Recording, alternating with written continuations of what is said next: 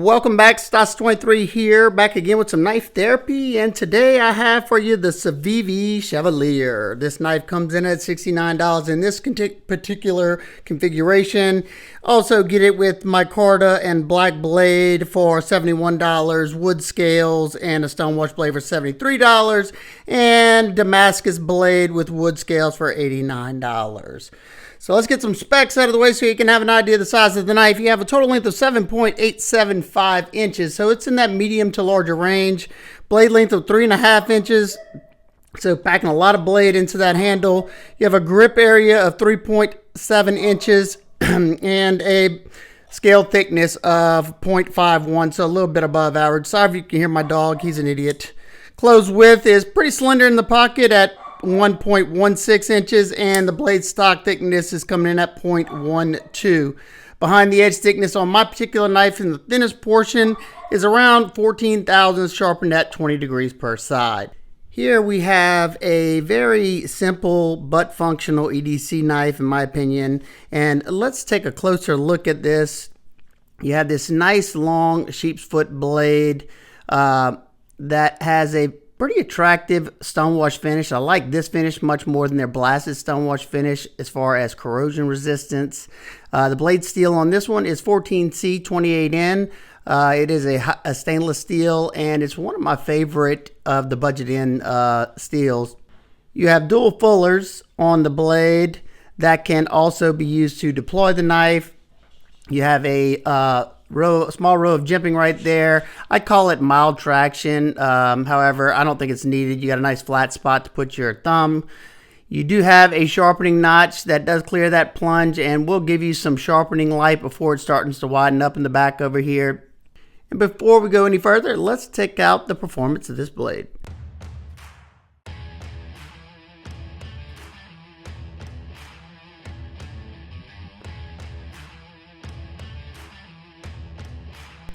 This knife was an absolute joy to test. It was blazing through this cardboard. It felt like I was cutting some construction paper or something. I had no issues whatsoever. I felt locked in and felt like I could have done it for days. However, 14C28N, you're going to get good edge retention, but you're not going to get, super steel edge retention, of course. But I think that's perfectly fine with the corrosion resistance you get with it, and other awesome properties like being able to strap it back up very easily. And speaking of stropping, I did strap this knife up before I started the testing just to give it some bite, because Civivi tends to over polish or buff the blades, so they don't always have the best bite to them. And we moved to the wood to test out the ergonomics and see how well that edge is still biting. The edge was biting very, very well. And at the end, you start seeing me really push into that piece of wood, and it takes a big old bite into it. I was able to get the fine curls very easily because of that thin geometry on it. And it was very comfortable. I felt locked in the entire time, and it's not always the case whenever you have, the flat scaled knives. See, there you go. So we moved over to all the other cutting, the leather first, and it had no issues. That utility style blade lent itself well for this leather cutting, especially on the cutting board. You will notice that being that you have this sheath foot almost Wharncliffe blade, that all the cuts are made right up there in the front portion of that tip. That's about the only portion of the blade you'd better utilize if you do a lot of cutting on a cutting board. Had no problems whatsoever with what causes the most issues for me is these rubber tubing. It blasted through that, no problem. I was actually kind of surprised. Here too, look at it just blast through it. Usually I have to flip it over and cut it from the other direction because that corner can be very difficult, especially if it has a thick edge geometry. Not on this one. It did an excellent job and blasted through it. Now we get to the denim. And denim's pretty abrasive, just like cardboard. They're both very abrasive materials. It did an excellent job. It got all the way to the end. I did cut a good bit of denim. That was a pretty long piece that I started with, but it did start to slow down at the end of this. We get to the sisal rope. Edge is still blasting through it. As you can see, I'm pretty much push cutting. When I put pressure down on the blade, It was easily going through it, and this is my normal way I hold them whenever I am doing the sisal rope, just to save my hand. But whenever I put my finger up there at the top, that means it was easy enough to do that. It's not always easy enough to be able to put my finger up there to guide that blade down, because that's a little bit more comfortable of a position. But we get through the rope cutting, and the edge wasn't the best. However, I was able to strop it right back up to have it hair shaving sharp once again. So that's one thing that I love about 14C 28N steel. So I hope y'all enjoyed this. Let me know what y'all think about this new way I'm doing the testing. After all the testing, I ended up sharpening up the blade, and damn, was I able to get a ridiculously sharp edge fairly easily as well. And that is one of the reasons I love 14C 28N, as well as its stainless properties and its edge holding ability. And another excellent thing is after you use it, hit it up on your strop and you will bring that edge back to hair shaving sharp fairly easily. It's just a simple steel, and it's an easier one for them to heat treat, so excellent choice here. Now let's check out that action. You have a minimal flipper tab with jimping right here that does a good job of grabbing the finger, nice and comfortable, and allows you to rocket it out, both the light switch and the push button deployment.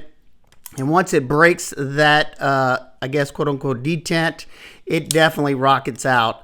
It has a nice fall shut action once you do press that button. Very nice.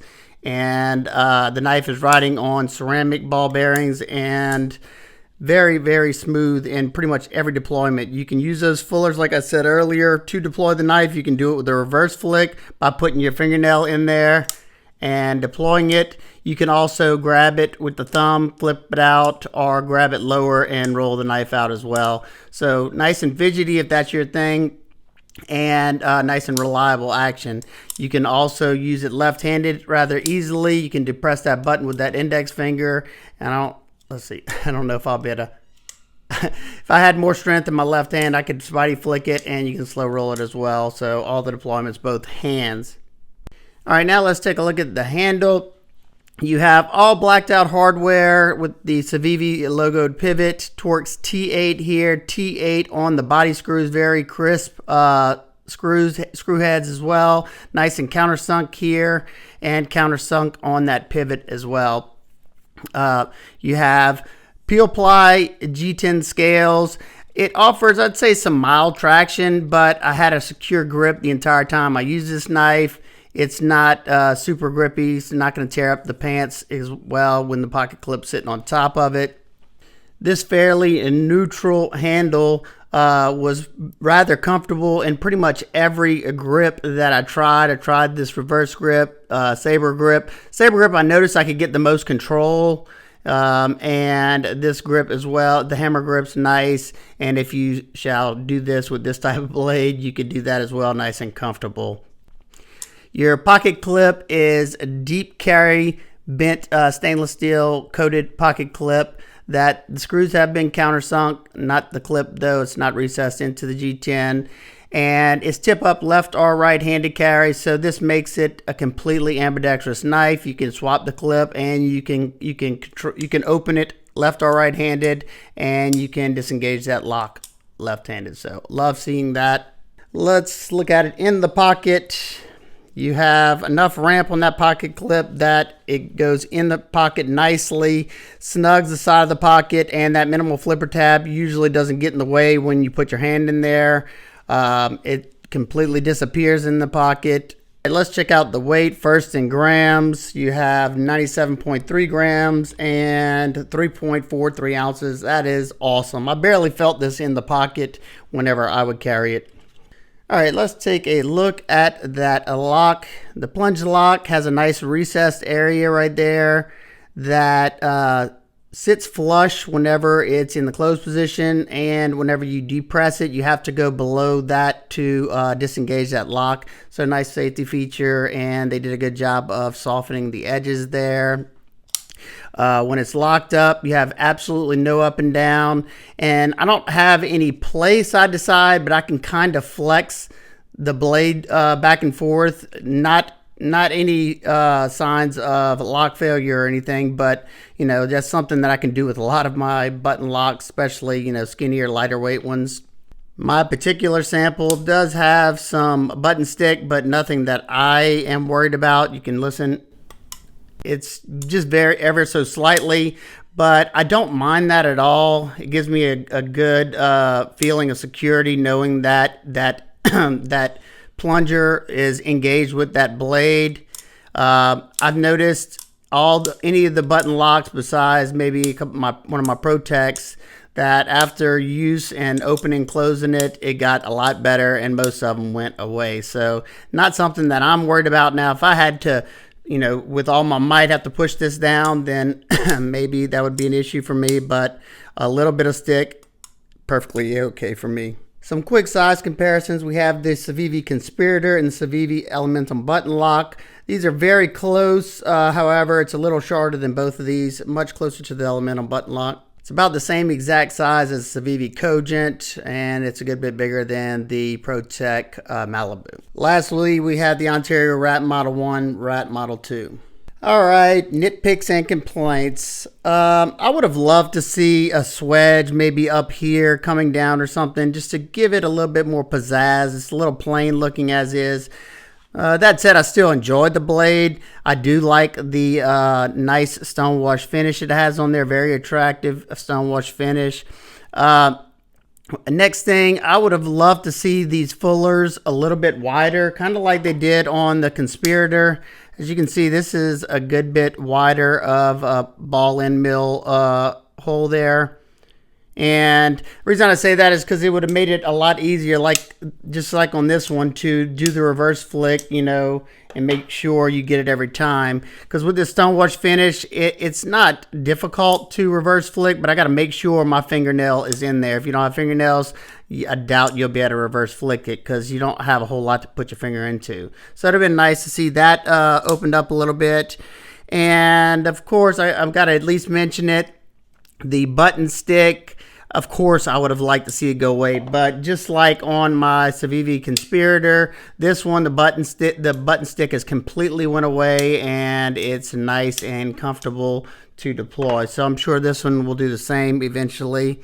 And another minor thing and a little nitpick, I would love to see them to start recessing these pocket clip screws just because it leaves a chance for material to get hung up on there. But at least they did the pocket clip screws, so I can't really fault them on that. So overall value of the knife, I think they nailed it with this one. At the $69 price point, I think it's more than reasonable because Civivi offers a very high quality heat treatment with their 14C28N, and it does an excellent job. Button locks seem to be a little bit more expensive, or at least that seems to be the case I see. And I think if you bought this as a work knife or just a general EDC, I definitely think you will be happy with it. Do they have some cheaper knives out there at this price point? Yeah, probably so. I don't know about N14C28N. I'm sure you can find some for the $40 price range, which is cheaper. But like I said, the quality of the heat treatment, at least from all the knives I've sharpened, I've seen that the quality of heat treatment of this is usually superior to some of the other budget N 14C28N. So there you go. Definitely one I would highly recommend if you like the look of it and looking for a good overall EDC blade. If you have any questions, comments, concerns, please leave them down below. I hope everybody's having an absolute amazing day. I will see y'all on the next one. Peace.